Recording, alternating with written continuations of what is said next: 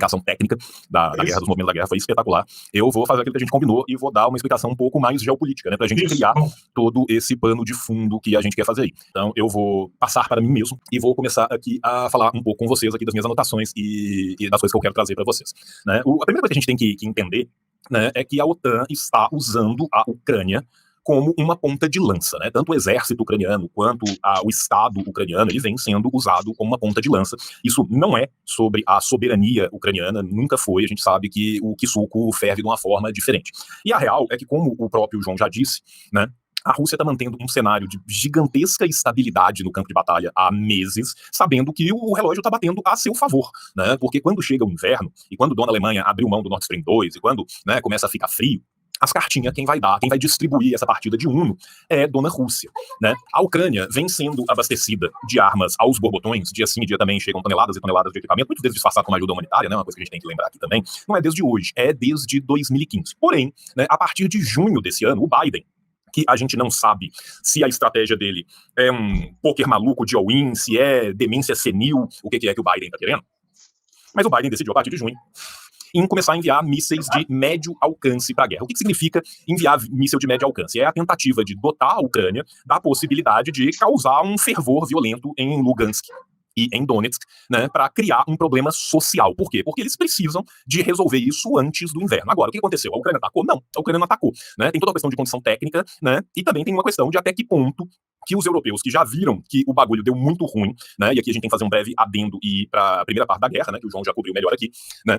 Quando se fizeram a parte econômica da guerra, quando se traçaram os planos de sanção, se traçaram os planos desconhecendo profundamente o movimento de desdolarização da economia que os russos já vinham preparando há anos, que era um negócio aberto. Não só os russos, tá, gente? Os turcos também vêm preparando isso há anos. Eu já falei disso aqui milhões de vezes. E acharam que eles iam conseguir sufocar a economia russa. O que a Rússia fez? A Rússia fez algo muito análogo ao que os Estados Unidos fez quando ele rompe com Bretton Woods na década de 70. A Rússia cria o petrorrublo, né? Com isso, ela cria uma paridade que puxa ao mesmo tempo o rublo para cima e o dólar para baixo. Além disso, ela começa um movimento de substituição de importações, que o João já mencionou ele aqui, e isso deu uma resiliência gigantesca para a economia russa, né? O rublo se abre muito mais, e além disso, o grande vencedor desse conflito é o Xi sentado em Pequim, olhando pro teto e rindo e pensando, por que esses caras estão querendo perder sozinho, né? E a gente lembra muito da Rússia na Europa, que a cabeça da Rússia está na Europa, mas o corpão gigante da Rússia está todo na Ásia, né? Então, a Rússia vem se aproximando cada vez mais desses fóruns, né? E num segundo momento, eu vou mencionar aqui um pouco, né, da cúpula de Xangai. Mas continuando, então, né, os Estados Unidos, ao ceder para a Ucrânia essa quantidade gigantesca de mísseis de médio alcance, ele está fazendo isso enriquecendo o seu próprio complexo industrial, né? Porque o complexo industrial militar americano é o responsável pela manutenção desse gigante de pés de barro que são os Estados Unidos, né? E isso vai gerar também uma dependência gigantesca do regime de Kiev em relação aos Estados Unidos, né? Sendo que Washington formalmente não está em guerra com Moscou, né? Aí a gente viu nesses últimos meses, né, a retomada desse crescente, né, que veio com um custo humano lastimável, um custo humano absurdo, que a gente estava conversando aqui na coxinha antes, né, sem necessidade quase nenhuma. A partir daí, o que a gente pode pensar? Bem, uma vez que a estratégia do Biden vem rompendo com a estratégia tradicional da geopolítica estadunidense, né, do Brzezinski e do Harry Kissinger, né? O Kissinger que é uma coisa impressionante, né, bicho? Essas desgraças não morrem, né? O Kissinger tá com quase 100 anos e criticando o Biden. Depois eu vou falar da crítica do Kissinger ao Biden também, né? Ele tá entrando numa estratégia de all-in, por quê? Porque ele precisa fazer com que haja o conflito social que desestabilize a sociedade russa, porque militarmente não tá tendo como segurar, né? E é assim, a diferença de grandeza, por melhor que seja o exército ucraniano em relação ao que é o exército russo, é uma diferença de grandeza inestimável. A Ucrânia nunca teve chance, a Ucrânia já perdeu essa guerra antes dela começar, né? Mas a gente tem, né, esse cenário de inflexão dos Estados Unidos, né? Porque a Rússia cada dia mais desdolariza a sua economia, mas ao mesmo tempo, né, a Rússia tem uma pressão estratégica aqui, porque para ela poder formar essa linha que o João estava falando, tá? E se a gente for pensar nessa linha aí, nós estamos pensando assim, Odessa, Mykolaiv, Dnipro, Kharkovia, tá? A linha maravilhosa que talvez dê à Moldávia uma saída para o mar, como alguém no chat também disse, né? Para você poder avançar nessa guerra, você tem que garantir que de Dnipro para trás, que de Mykolaiv para trás, que de Kharkovia para trás, as coisas não aconteçam. Só que agora, com essas baterias de médio alcance, existe a possibilidade de escalar o conflito. De que forma? Bem, a partir do momento que a gente teve, tá? E aqui isso é um fato muito importante e um fato que também foi muitíssimo pouco comentado no Brasil, né? Que foi a Cúpula de Madrid, né? A Cúpula de Madrid, ela decidiu avançar, né, no final de junho, a nova concepção estratégica da OTAN. E quando a gente fala de concepção estratégica da OTAN, a gente está falando de concepção estratégica dos Estados Unidos, tá? A OTAN é os Estados Unidos e o resto é figurante, tá? Igual a novela da Globo. Tá? Dos 22 pontos, eu estou citando textualmente aqui a excelente reportagem da Ópera, um beijo pro Pedro Marinho, excelente a reportagem dele, né? O documento expõe a necessidade de enfrentar ameaças cibernéticas, espaciais, híbridas e assimétricas e o uso malicioso de tecnologias emergentes e disruptivas. Tá? O documento também afirma a necessidade de combater as práticas comerciais dos seus inimigos e define novas áreas de incumbência da OTAN como questão energética e migração. Quem são os inimigos que a OTAN fala textualmente? São os nossos inimigos, principalmente a China e a Rússia, né? E aí no segundo momento, Irã, Venezuela, Síria, todo mundo que vocês já conhecem, tá? Ou seja, a ideia é de apostar tudo num cordão sanitário em volta desses países, né? A gente viu o procedimento estatutário para a entrada da Finlândia, o procedimento estatutário para a entrada da Suécia, né? A ideia de instalação, né, já foi assinado o pacto de instalação de uma base militar na Polônia, onde vai ficar o 5º Corpo de Exército dos Estados Unidos, né? E a ideia da OTAN, então, é se converter em multidomínio, avançar para o leste, cercar cada vez mais Moscou e Pequim, expandindo para o Atlântico Sul, instalando base na África, na América Latina, na Antártida, e o documento ainda estipula numa segunda fase instalação de base militar no Ártico, tá? Ou seja, se a gente tinha lá atrás com o Brzezinski, se a gente tinha lá atrás com Kissinger, né, essa ideia de contenção, né, ou seja, de impedir a expansão da União Soviética e dos outros países, né, do campo socialista, o Jens Stoltenberg, né, que é o secretário-geral da OTAN, norueguês, né, lembrem de que lá que a Noruega entrou na Segunda Guerra, ele deu uma declaração falando, tá, que o objetivo atual da Aliança Atlântica consiste em buscar desarticular a soberania dos países considerados inimigos, Rússia, ou adversários, China, Venezuela, Irã, entre outros. Então vocês estão vendo qual que é o rolê da OTAN. Vou voltar e vou comentar. Quem trouxe isso primeiro foi uma thread do Hugo, tá? O Hugo Albuquerque, beijo para mim no Hugo, excelente analista de geopolítica. Quem tiver interesse, inclusive, recomendo sempre seguir o Hugo, né? O Kissinger deu uma entrevista há pouco tempo atrás falando que ele considera pouco sábio, considera imprudente, tá, o ataque a todo mundo ao mesmo tempo. Por quê? Porque isso une a China e a Rússia, né, que foi exatamente o que eles fizeram o contrário a partir da década de 50, principalmente a partir da década de 60, né? A ideia do Biden, e o Biden é muito irônico, porque o Biden é o vozão caquético que tá quase morrendo, mas ele arrancou todo mundo que tava na NSA e todo mundo que tava na CIA e encheu dos jovens, tá? Então é o Biden e os meninos do Biden, tá? Eles estão achando que isso foi muito bom contra a União Soviética, mas que isso não serviria agora. Por que isso não serviria agora? Porque foi um erro a ordem multipolar. A ordem multipolar foi um erro, a ideia de que a história acabou deu ruim, o que suco ferveu, né? Só que eles têm muito pouco consciência do que passa em Moscou, do que passa em Pequim, do que são as novas organizações multipolares que essas duas potências estão fazendo e como que elas estão sendo aproximadas juntas, né? E aí a gente viu, né, explodir diversos conflitos fronteiriços, aí sim, voltando lá no Brzezinski na ideia de balcanização, mas ao mesmo tempo em todos os lugares, para quê? A ideia, né, é que Biden acredita ser possível, eu sinceramente duvido, derrubar tanto Putin como Xi por meio de pressão econômica contra a China, não vou nem comentar, né, tentando excluir eles, né, do Ocidente para subir, né, líder títeres no lugar, né. Então, em vez do Biden apostar em pequenos movimentos, pequenas vitórias, uma negociação daqui, uma para lá, ele falou, foda-se, ele jogou as fichas todas na mesa e tá indo para cima.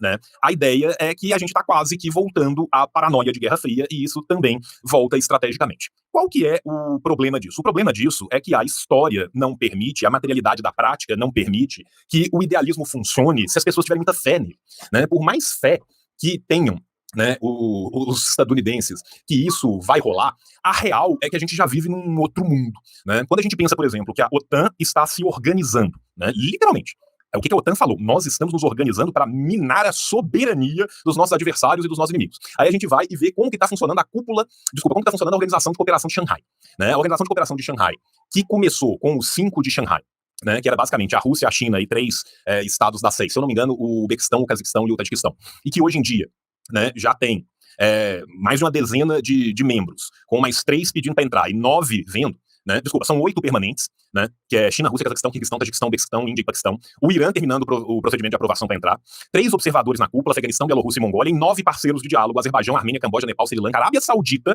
olha a Arábia Saudita jogando seu dinheirinho onde ela acha que tem chance de dar mais lucro no futuro, Egito, Catar e Turquia. A Turquia também tá ali, com um pé na Europa e um pezinho do outro lado, né. Só a organização de Xangai, tá, só a Organização de Cooperação de Xangai tem 50% da população mundial, 25% da economia do globo. Só que, para além disso, a gente ainda tem a Organização do Tratado de Segurança Coletivo, né, que vai nascer com o Tratado de Tashkent, né, que tá lá, Armênia, Bielorrússia, Cazaquistão, Kirguistão, Rússia, Tajiquistão, né, o Uzbequistão vai entrar depois também. Com isso, o que a gente tem? A ideia do protocolo da Organização de Cooperação de Xangai é uma ideia diametralmente oposta à da OTAN.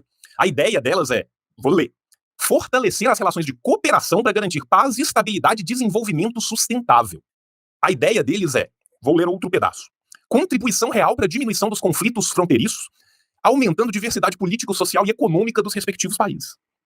Ou seja, nós temos tendo aí um clash entre o hegemon caindo, que quer a todo custo, a todo e a qualquer custo, voltar atrás à janela da história, e do outro lado nós temos os atores de uma ordem multipolar que tenta se juntar. Para além disso, a gente tem que lembrar que no BRICS a gente já tem o pedido de entrada também do Irã e também da Argentina. Né? Brasil vai ser uma peça-chave, a gente vai ter eleição daqui a pouco, né? E em se confirmando a vitória do Lula, mais uma vez a gente tem um Brasil com a potencialidade de se virar para o lado do BRICS. Tá? Então, de um lado, a gente tem, né, o Biden apostando nesse ganha tudo ou perde tudo e foda-se, e não está apostando nisso à toa. A gente tem que lembrar, né, que a economia estadunidense já tem uma dívida de mais de 134% do PIB. Né? A gente tem que lembrar que o complexo militar industrial estadunidense é responsável por esmagadora maioria dessa própria economia, ele precisa de ser mantido rodando em guerra o tempo todo. Né? Então, e a gente tem que lembrar também, né, que, muito provavelmente, tanto Donetsk quanto Lugansk, em uma semana, serão território russo. Né? O que isso me leva a crer? Isso me leva a crer que o Biden está num momento que ou ele escala este conflito e ferve o que suco de vez, e tudo o que ele vem fazendo até agora nos leva a crer que isso é possível. A gente tem que pensar que durante esse período da Ucrânia a gente já começou a ter de novo confusão no Kosovo, durante esse período da Ucrânia a gente teve confusão em Taiwan, durante esse período da Ucrânia a gente voltou a ter confusão em Nagorno-Karabakh, e durante esse período da Ucrânia a gente teve uma confusão fronteiriça entre Tajiquistão e Quirguistão, mas no caso da confusão fronteiriça entre Tajiquistão e Quirguistão, existem também muitos problemas entre os próprios dois países, e isso já vai desde há muito tempo, é uma fronteira não resolvida desde a época da CEI. Ainda assim, né, a gente vê que os Estados Unidos, em momento nenhum, sentou para negociar, se ofereceu como mediador, tentou a mediação. Quem está querendo organizar mediação e negociação é a França. Vamos lembrar do que foi o discurso do Sarkozy na Assembleia da ONU, né? Já tá mais assim. O Reino Unido tá passando por um momento aí meio sui generis, e se a Arábia Saudita estiver caminhando pro lado de lá, o Reino Unido tem interesses gigantescos de manutenção de venda bélica para a Arábia Saudita por conta do Iêmen. Tá? Macron, gente, eu falei Sarkozy, eu tô lá atrás. Eu confundi o baixinho, desculpa, eu falei o Sarkozy. Tô cantando o qualquer um que me adi na minha cabeça e falando Sarkozy, desculpa, Macron. Né? O Reino Unido tá nesse ponto também, e a Alemanha já começou a mostrar que ela percebeu, de uma forma muito tardia, muito idiota, né? Cada geração tem um Konrad Adenauer que merece, né?